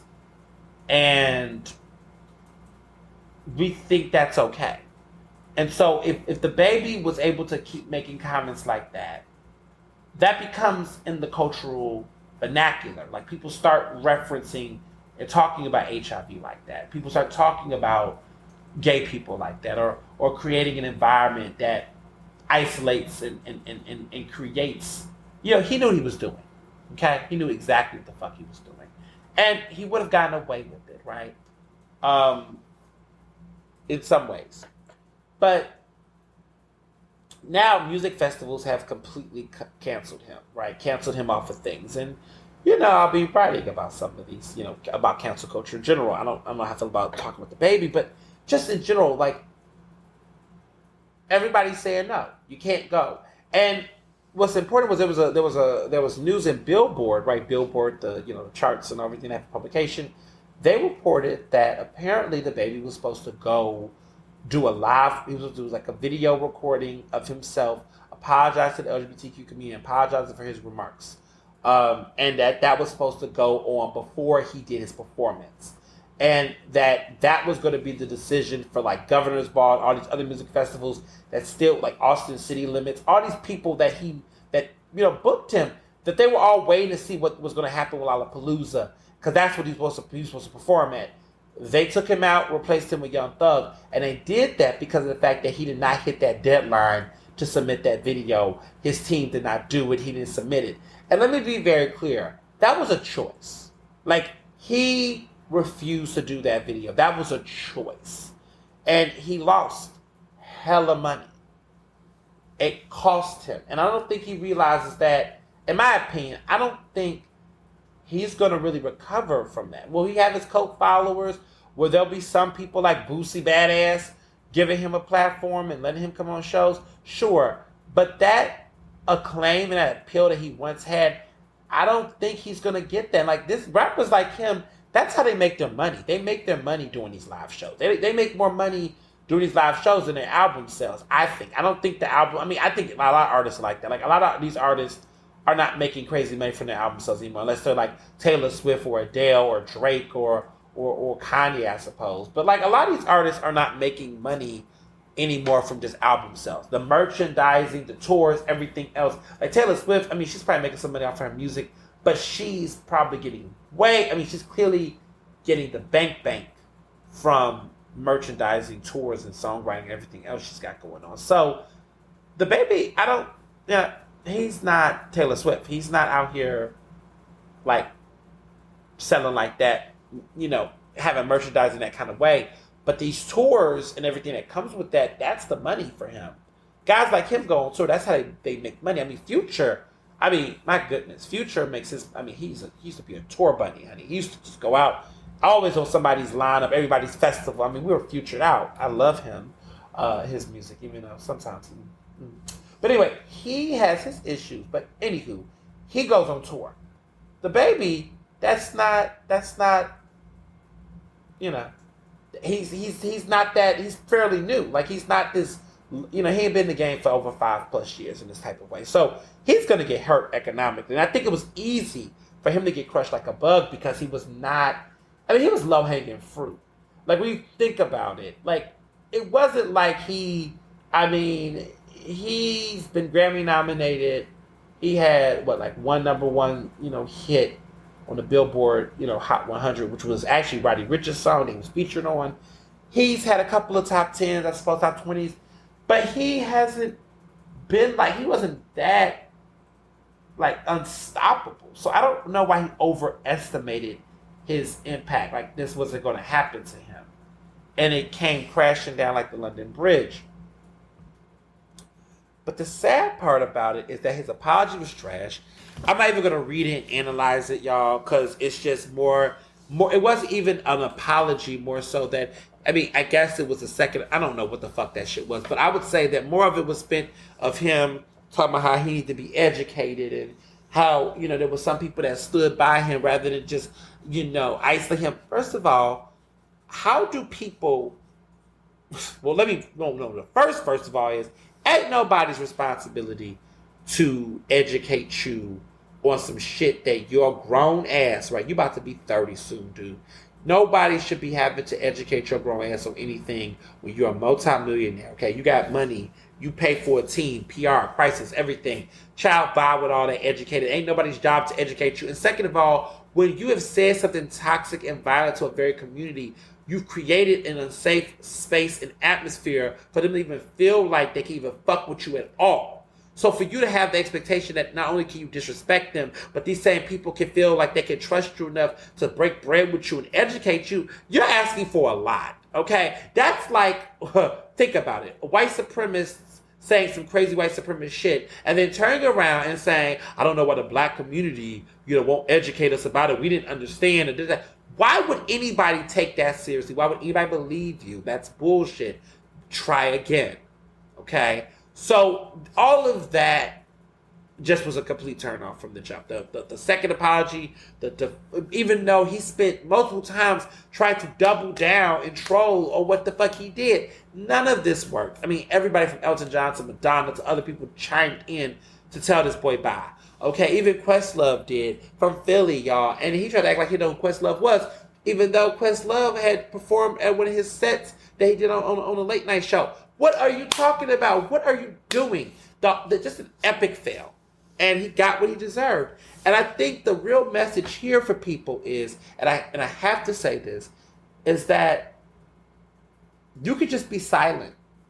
You don't have to, like, I don't know why there is this why do queer people live rent free in some of these straight men's minds? I don't want to go into folklore and fantasy land, but just the fact that so many of these men are just like there's no rhyme or reason, clearly, but like DaBaby's whole remarks, like, why? What's going on? What is going on? Why none of this was necessary? It was like an unnecessary L. But he's so focused, you know? People have been joking that this could be like that Elton John Eminem moment, you know? But instead it'll be him and Lil Nas X. I hope that Lil Nas X does not allow himself to be in this. You got an album, yo new song Industry Baby just jumped the charts. It debuted at number 2. I mean, Lil Nas X is on fire. His singles are charting big. His videos are getting views. I think he's finally out of that slump. Because when he first tried to break into, after Old Town Road and that album 7, the EP and Panini, all that, he did a single like Holiday and stuff. He was trying to come back in, and it just wasn't popping like the other stuff he did. So there was like this moment where like, could he get another number one hit? And I'm like, yo, he might have, Industry Baby might go number 1. It's like you have 3 number 1 singles, 2 number 1s already, and this new album has not came out. Like, this is big. Lil Nas X is following his support. It's just impressive. I just stand for the kid. And I hope that he doesn't have to get tied into this bullshit. Like, you don't owe DaBaby anything. If MTV calls you and tell you to perform at the MTV Music Awards with DaBaby, tell them kiss my ass. I want no parts with that cishet. Let it be known, okay? Because you don't have to do this. You don't have to exonerate another trash bag. You don't have to be that. Let that man go through his journey of redemption, if that's what he want to call it, on his own. It's not the responsibility of LGBTQ people to do it. Like what Elton John did with Eminem, 20 years ago, that should have created a situation where other folks should have learned and not done the same shit again. Like, why are we still battling with homophobia in music like this, 20 fucking years later? It's a choice. It's a choice. So people need to embrace their decisions and their choices and do what they gotta do. Capiche? So, fuck DaBaby. DaBaby is canceled in my book. Okay? I ain't got time for it. I ain't got time for it. DaBaby can, we don't need DaBaby anymore because we got Lil Baby. You see what I'm saying? And that's what we got. We got a Lil Baby. So we don't need DaBaby anymore. We got a Lil Baby. So I look forward to seeing what Lil Baby do. Because Lil Baby seems to be a lot more, I don't be knowing all the details, but it look like it's a lot more, let's just say it's less controversial over there for him. Just an observation. I feel like all these, I feel like it's hard nowadays to really stand a rapper. I stand Lil Nas X because, look, he's black, he's queer, he's young. He hasn't been around long enough to really fuck his shit up. So I like him. But I'm scared of all these other male rappers as far as, I feel like Kendrick is still, I'm not even going to ask where Kendrick is, but where is Kendrick? Kendrick, where are you? But I get it. You then got you a Pulitzer. You're looking like, with this pandemic, I just need to think, listen, I don't blame him, honestly. Next to his album and Rihanna's Rihanna's a billionaire, y'all. She's not giving us a new album. I'm at a point where I believe that Rihanna is not going to give us a new album. I think Rihanna is going to make her be a billionaire. She got they say she's now worth $1.6 billion because of Fenty Beauty. Forbes have said, but see, Forbes be playing. But you know what? I hope Forbes not playing with this because I remember there was that report that came up, but it was I don't know if it was by Forbes, but they were trying to act like Kanye was like the richest black man in the world or something, and then that shit was a mess. But still worth $1 billion apparently. Forbes had released, but then Forbes was doing all that crazy stuff with the Kardashians and the Jenners. So I don't know, but I think with Rihanna, they're not fucking up with Rihanna. So she is now the second largest female paid entertainer under Oprah as far as female entertainers. She's the second wealthiest under Oprah Winfrey. Woo! Go ahead, Rihanna. Like that money. I mean, now let me be clear. I mean, my thoughts about billionaires are complicated, and but just in a country that is being deprived of so much, I don't know if celebrating people being billionaires is the answer. So, it's damn. Well, hopefully, Rihanna will give up most of her wealth to those who don't have and stop the exploitation and wealth disparity in the country. All right. Socialist side of me, settle down. That being said, we want this new album. I'm not too crazy about A$AP being her boyfriend, to be honest, because A$AP Rocky has a history of colorism, has a lot of histories with a lot of things. And that, well, I won't talk about that sex tape, but that was not cute. Not cute, boo-boo. Not cute. So, I don't know. I don't know. I mean, I just don't know how I feel about rappers. I mean, like I said, even he's a rapper, and I just, no. There's just so many things going on, and I'm just like, no. And I think that's where I feel. The only rappers I'm going crazy for are female rappers and queer rappers like Lil Nas X, because the rest of them, trash until further notice, okay, until proven innocent. Because it's just so many things that pop up, and it just hurts. It really hurts. The betrayal hurts. I was upset because, this one thing that happened to me that really made me upset. It's this one. So y'all watch Versus, and there's been a lot of talk about Dipset and Deluxe, and I don't really, as you can tell, I mean, I was in my mind like Dipset, and I heard they got their asses beat. I didn't watch it, and I think why I didn't watch it was that I think early on when I began to watch from the beginning, and it just smelled like Burlington's Coat Factory and Burlington's Coat Factory and Timberlands and Kush. I mean, it just smelled like, I mean, you could, it was just New York, and it was, it just looked like a super spreader event too. But the crazy thing is that they was out here on stage dropping the F-bomb, the homophobic F-bomb. And I'm just like, really? Did you have to say that word? Are we really doing all of that? Come on, hip-hop. Not surprised, sadly, but I'm just like, ugh.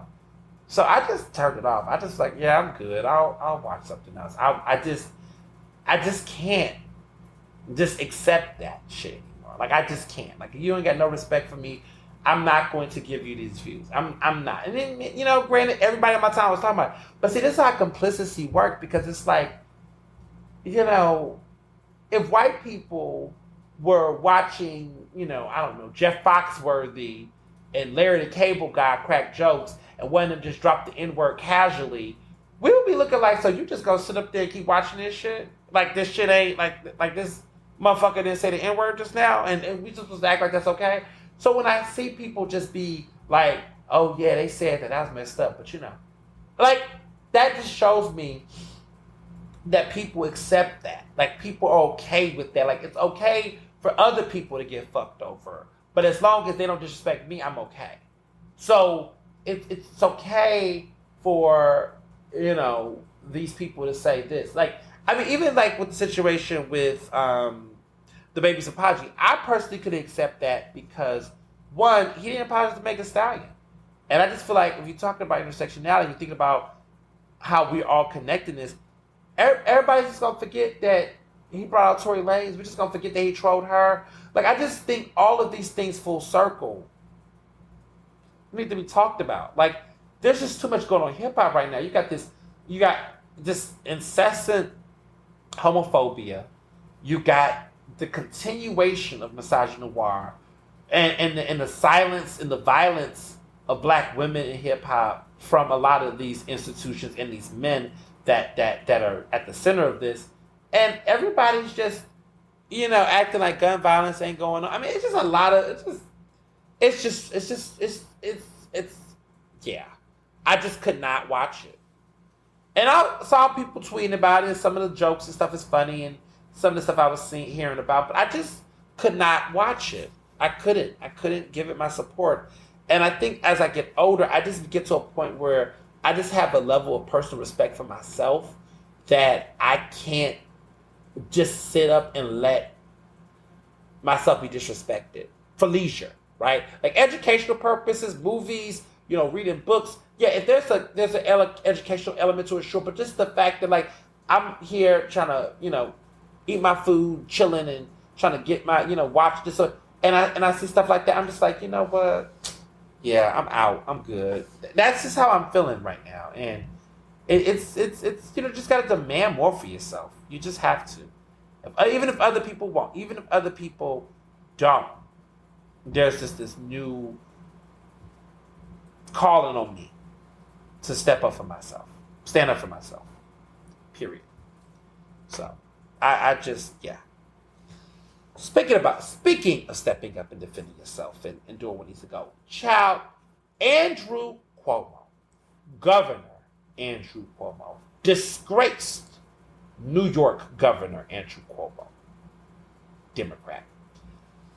So we knew some things was coming down the pipeline. And I don't know where to start. I mean, there was some stuff going on about see, Andrew Cuomo has been having a very bad week, month, year. I don't know. Had a moment, right? He was the poster child for the vaccines.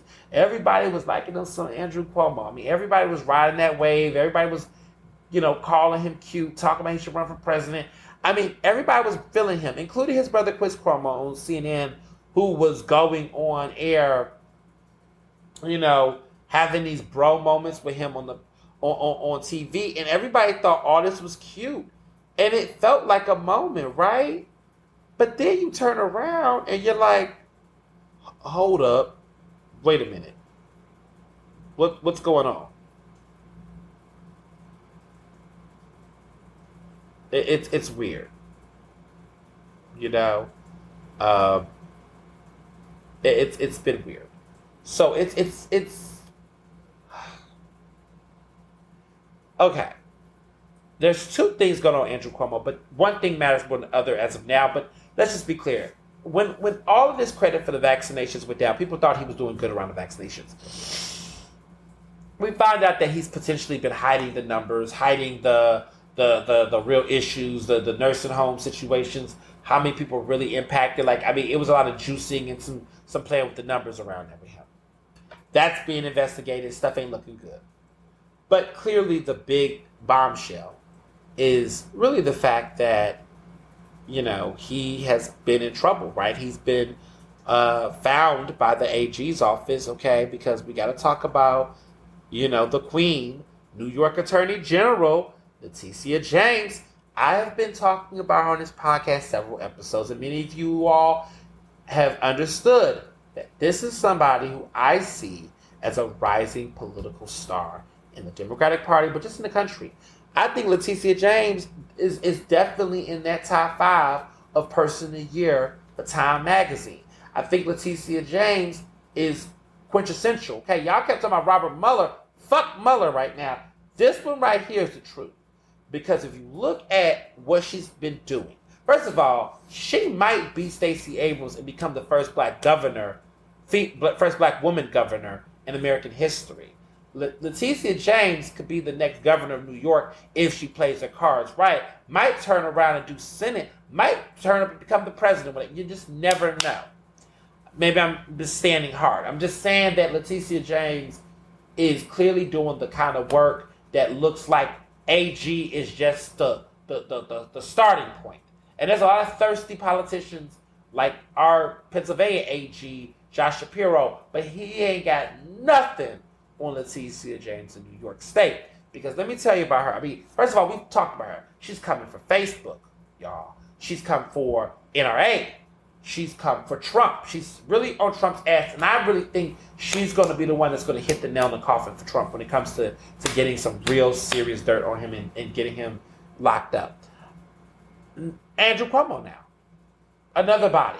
She's just collecting bodies, y'all. She's collecting bodies. And she basically announced this week that she did an independent investigation and found out that Cuomo was had sexually harassed at least 11 women. Okay, they were talking about a toxic workplace, hostile workplace, climate of fear. And let's be very clear. Okay, she is the first woman to serve as New York's top prosecutor. Okay, and the first black woman elected to a statewide office in New York. I mean, Cuomo, listen, there was a 165-page report that they produced. And, I mean, it's stuff like, they interviewed several women. They interviewed several people. Dozens, okay, of people gave them information. Okay, they said stuff like, he did unwanted kissing, groping, kissing without consent, making sexually inappropriate comments, violated multiple state and federal laws as well as state policies. Okay, crazy stuff. Grabbing women's butt making comments and jokes about romantic relationships. Sexually harassed another woman, rubbing her hand across her stomach. Saying all kinds of stuff, brushing hands in areas, and in some cases, he and some of his senior staff retaliated against the woman. One woman was allegedly, according to this investigation, retaliated against. Okay? Like all types of stuff. And, one of the independent investigators said that there were, quote unquote, no penalties specifically tied to this report, but the women could decide themselves whether to bring a civil action. So in the investigation, they did not render any consequences. They didn't say he was going to jail. They didn't say anything like that. They just gave the information to the public, and it's damaging. Okay? Seriously. And let's just be clear. Cuomo has denied the report's conclusions. He has said that his actions do not constitute sexual harassment. He said, on occasion, I do slip and say a sweetheart or honey. He says he do banter with people. He says, I now understand that there are generational or cultural perspectives that, frankly, I hadn't fully appreciated. So he's dismissing this as like, look, I'm just the old man that was just doing old man things. He's tried to cite his Italian upbringing of how touchy he is. This man did a press conference where he did a slideshow of all the times he touched people a certain kind of way, including, former President President Obama, former President Bill Clinton, other politicians and people over the years, did a slideshow of them being black, white, gay, straight. He just did the most with this slideshow. He is really trying to act like none of this is problematic. And he's, so far refusing to step down and resign. Now, Joe Biden has stepped in, President Biden, and said he needs to resign. Of course, many members of, his party, governors across the tri-state area, across the East Coast and Northwest, they done band together. Jersey, Pennsylvania governor, our governor Tom Wolf, New Jersey, I believe, and other governors in the area, like Baltimore, maybe. They're asking for him. Maryland, I believe. I'm sorry.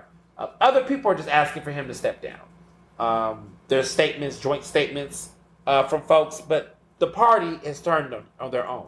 The Democrats are aligning. They're saying this man needs to go. Like, you can't stay here. Okay? There's no home for you in the Democratic Party, even in your seat. So they're asking for his resignation. Cuomo's been very quiet, but he seems like he's trying to buck down. But it's looking like he's going to resign. I predict he's going to be out of there very soon. Okay? He'll be out of there this month. And we'll be talking about his fall, right? It's not good. There was plenty of press and articles already written about him, but he tried to hold on, and he was making some redemption, and then the cannabis legalization stuff was coming up. Like, Cuomo's weird, because it's like, in some sense, he has this ability to get things done, but you got your shit's messy, man. Your shit is fucked up. You ain't got your shit together. You know, like your policies, you know, but he's always been arrogant. He's always had this extreme hubris that really it just was bound to catch him. I mean, look, he came from a family dynasty.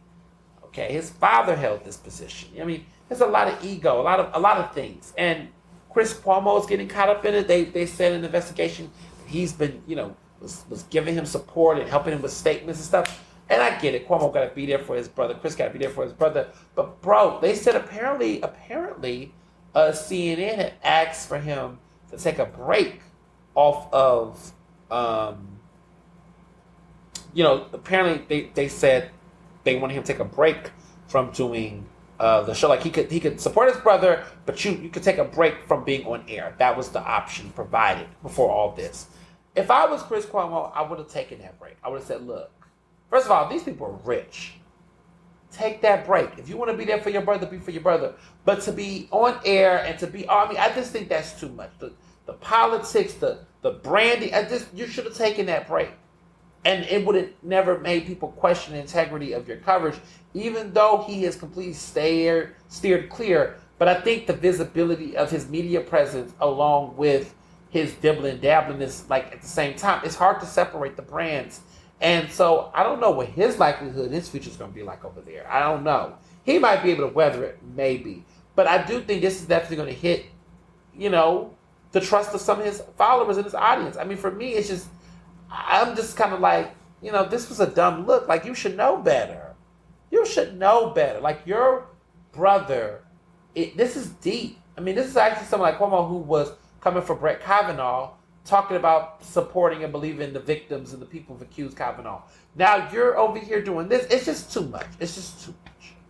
And I think he's going to resign. I think he's going to have no choice. I told my friends, like, listen, when a sitting U.S. president from your party tells you to resign, you're going. You don't buck at the president of the United States. You don't buck at the president of from your party is saying you need to resign. You don't get to say to him, with all due respect, I'm staying here. Y'all gonna have to kick me out. You don't get to do that. You gotta go, bro. You gotta go. It's over. Like, you will further damage your reputation trying to fight this. I mean, they will impeach you. They will kick you out. You want to be thrown out of the governor's mansion? Ridiculous. You gotta take it like a G. Take this L like a G. Okay? You gotta take this L like a G, Andrew. You cannot sit here and think you can keep this position and this shit is gonna be cute. You got the game fucked up. You just can't do it. I don't know what to say. So, Democrats, and following with this, you know, Democrats, you know, they get some things right. I just want to give a shout out to Congresswoman Cori Bush. There was a moratorium on evictions that seemed like it was going to end, and she went out there in D.C. and stepped on them steps and brought national attention. You know, she brought some members of the squad out there. But Cori Bush, you know, that Congresswoman is always been about that life, consistently doing the work. But the reason why there is an eviction moratorium that has continued in some of the hardest hit places now impacted by the pandemic is because of her. Biden came out and extended it to those areas. And that would have not happened, in my opinion, so fast, so rapidly, if it not been for Cori Bush, who brought attention to this issue publicly, slept out there on them steps, had organizers and other activists with her, and really brought this conversation hard. A lot of people understand that there are so many people that are still struggling. Okay? I mean, they should give out another stimulus check if they could. There are families that are still being negatively impacted by COVID.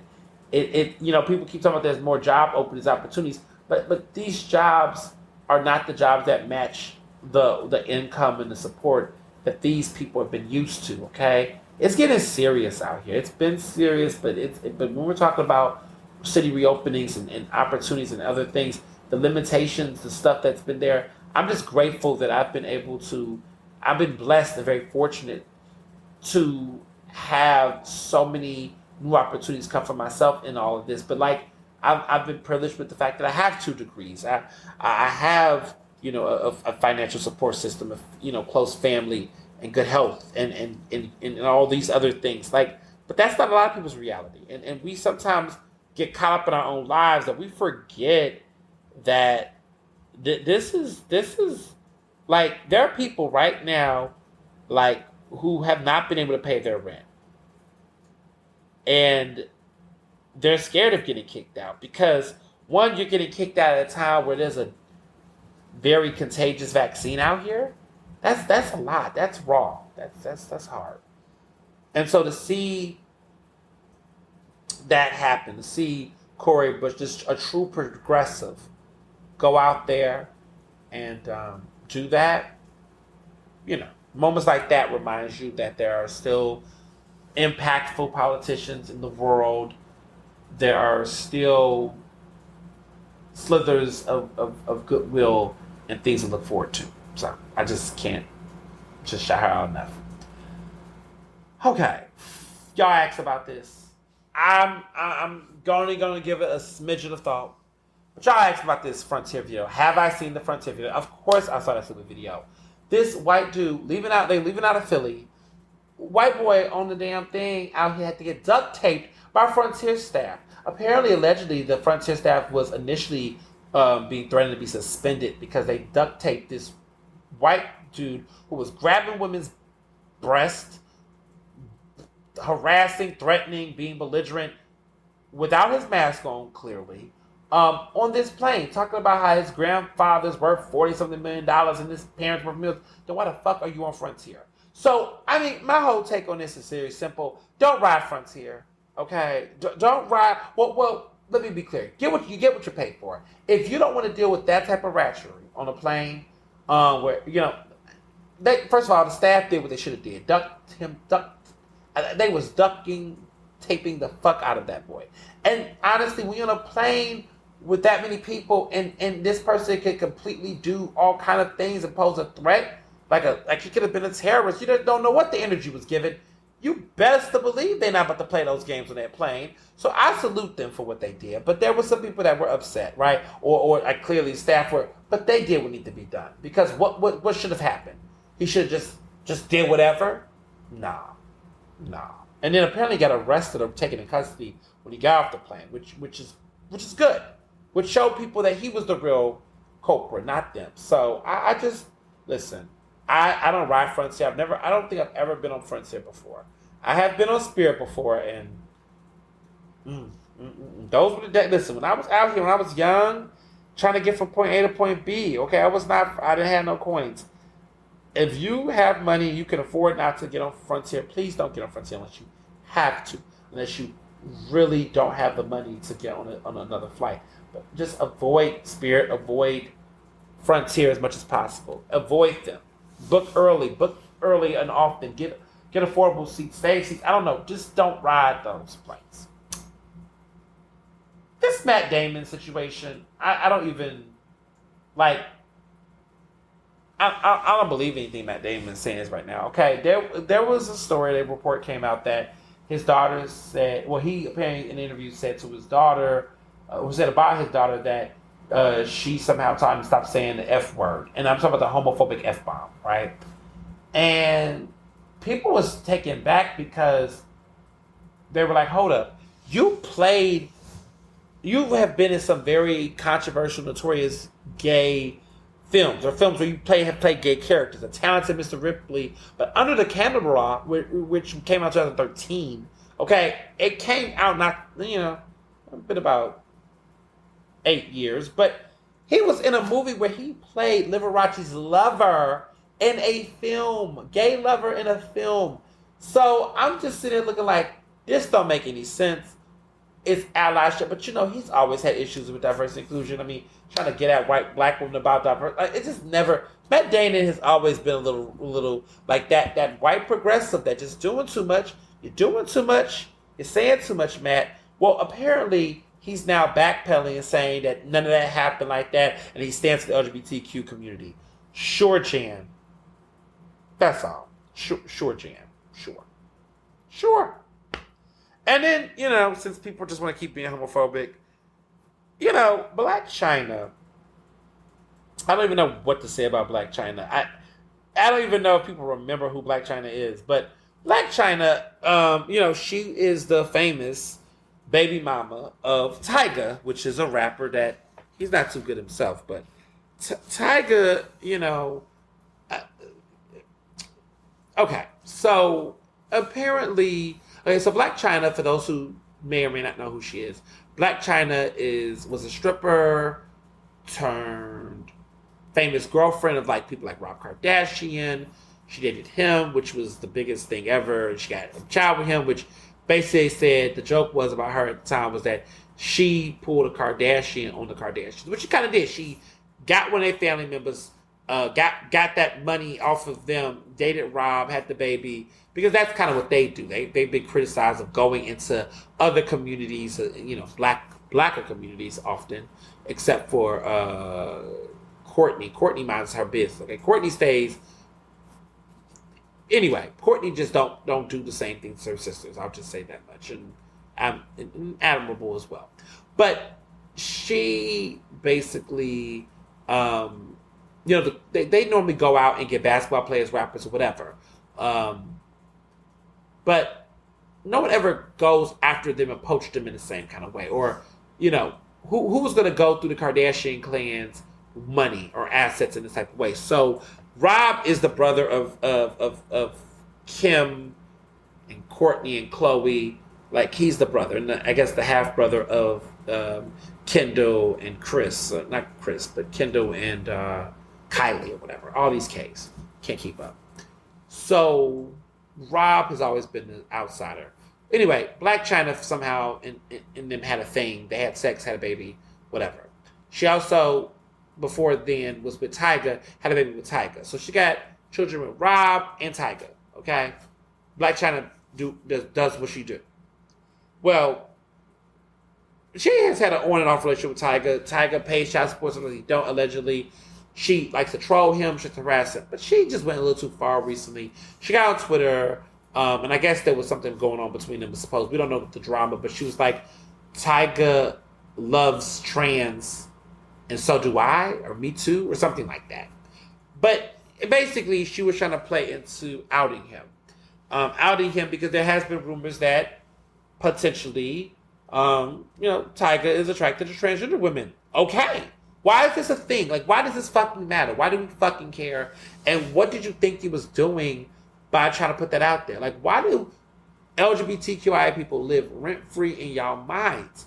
Like, I don't know what she thought she was achieving by putting that out there, as if it was almost like she was outing him, as if she was trying to open up the door for him to be whatever. And then she had the whole Me Too, and it's like, well, first of all, saying the word trans as an adjective rather than an actual noun, like transgender people. So he's attracted to transgender people. Okay, the fucking point. It was just random. Nobody asked for it. No one knew what point she was trying to make. But see, these types of flexes, these types of shots, this type of shit is why a lot of people struggle with trusting this quote-unquote allyship that people try to claim is in the community. But again, sure, Jan. So lastly, wrapping this up, there was some good conversations I've had lately with friends and just people who ask me these thoughts about, I guess it's Ask a Gay today. But they asked me about, what I think about people in relationships claiming people and when to claim and when not to claim, all this stuff. I guess this is more for cisheads, but I guess there are some queer people that might be thinking about this and figuring it out. So I guess my thing is this whole conversation around claiming people. sounds like so middle schooly, but people ask, I answer. I think that for me, when you get to a point when you're in a relationship with someone and you've been with them for an extensive period of time, I'm talking, let's say 3 months. I think 3 months is fair. There's a consistency. If there's become some trust, right? I'm not saying this person, everybody falls in love differently, every experience is different. But if you've been 3 months, I just think for your own safety and security, you should be letting your friends know that there is somebody. Because if anything happens to you, if something goes down, whatever the case is, you want to have people that can talk about it or be able to, just verify it for several occasions. Like, I've been watching a lot of these, investigation discovery movies, mystery death, all these type of things. And one of the things that often gets people in trouble is when the friends don't know about this lover, or they do, and then they can talk about it after the fact if something happened. I'm not saying whoever you're dating is a serial killer. I'm not saying that. I'm just saying that it's good to just, let people in if it's something that's becoming more, consistent in things. Like hiding people and all of that just leads to more ambiguity and confusion. When you get to a point where no one knows anything, you may not learn things about that person if you want to grow with that person. I just think keeping people a secret for an extended period of time will create rifts in a relationship around, the security of individuals. Because for people who are not, the same, first of all, I just feel like unless you are some public official or a celebrity that's dealing with tabloid abuse and harassment, or elected official that's dealing with some type of public scrutiny, or just any people looking at you or monitoring or probing or surveilling, unless you got that kind of life going on, I just don't really get the privacy notion like that. People think that the moment you get in a relationship and you're quote unquote public, that somehow everybody's all up in your business. That's not necessarily true. And as somebody who has had a public relationship, I'm telling you that nobody knows the business of me and my man except for me and my man. I don't, I think this idea that secrecy and privacy are two different things. Intimacy is another thing. And we conflate these things often. We confuse what intimacy is, what privacy is, what secrecy is. Secrecy is this very aggressive attempt to not let anything be known to the public about anything. I think having secret relationships with people that you claim that you love is weird as fuck. And I think that if what's going on with it? Why is it a secret? It needs to be the question for an extended period of time. If you're in the very beginning and you're secretive, okay, sure, because there might be elements that, hey, look, people may say, look, I ain't trying to play myself out there. Hey, this may not work, and I don't want people to be, expecting anything of my situation. Whatever the case is. Secrecy in the early beginning, fine. Not crazy about it myself, but hey, I get it. But when you get to a point where it's become a long thing, I don't understand where privacy is not distinguished, right? And what I mean by privacy is that privacy is the reality that, yes, we exist, but no, I'm not oversharing too much of our business. Like, even in my relationship, like, right, for example, I'm going to talk about wedding planning because that is something that I think we can talk about, right? That ain't to us, that's not like evasive, right? But talking about our sex life, talking about our finances, our personal, career aspirations and certain things we're doing to advance our careers or our finances, our investments, family life and family planning and all of those type of things. That's private. That's intimate, right? That's private. We'll get to intimacy in a minute, but that's private. That's not anyone else's business. Because are you investing in that? Are you spending money on that? Are you putting money in those things? What you got to do with that? What you talking about, Wallace? That's the question, right? That's the thing that makes that become private. Now, to intimacy, I think that's something I also believe is, again, that's an individual thing. How I embrace my partner, how we express each other's love, that's at the discretion of what we do as a collective. I think sometimes one of the things I've noticed, now, being in public is that sometimes people always ask questions like, oh, where's your man? Where's this? My man does not have to be with me all the time. I don't know. This ain't the Handmaid's Tale. Like, I don't have to report back with a man or some type of individual with me at all times. I can walk and be okay. Like, I think there's this cultural notion that once you get engaged, once your relationship, that there's this expectation of you always being present with your partner. I think when I think about intimacy, the togetherness and the ways that we express love and care for each other, that also can remain private in its own way. Like, I don't have to full display how we express things with each other. So we're very not like the PDA type, like the public display of affection. We kiss and hug sometimes publicly, but we're just not out here in these streets slobbing each other down. That's just not.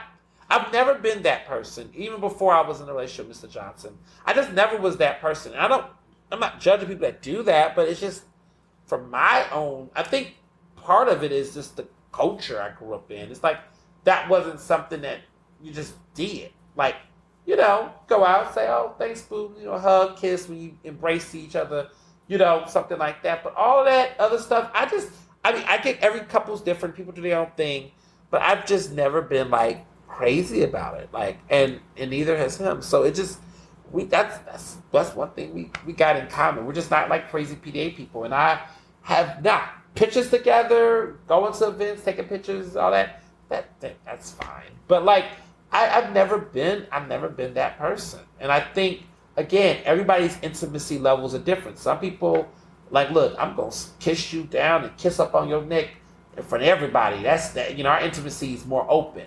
Some people's intimacy is more reserved. I think our intimacy is more reserved. But that's also a vibe that you and your partner have based on whatever it is. And so I think those are the differences.